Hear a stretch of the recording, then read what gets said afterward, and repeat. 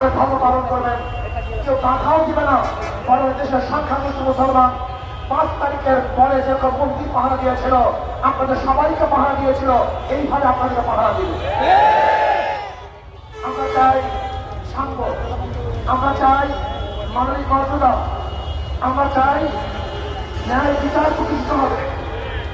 এই কারণেই রক্ত দিয়েছে, এই কারণেই মানুষ বন্ধু হয়েছে, এই কারণেই ঝাঁপিয়ে পড়েছিলাম বাংলাদেশের মানুষকে মুক্তি দেওয়ার জন্য, বাংলাদেশের মানুষকে ইসলাম দেওয়ার জন্য, শান্তি দেওয়ার জন্য। কিন্তু 5 তারিখের পরে, 5ই আগস্টের পরে যারা আবার মামলা করেছে, মিথ্যা মামলা করেছে, দখলদারি করেছে, চাঁদাবাজি করেছে, জুলুম করেছে, অন্যায় করেছে, অবিচার করেছে, লুটপাট করেছে, বাংলাদেশের মানুষ তাকে আর দেখতে চায় না।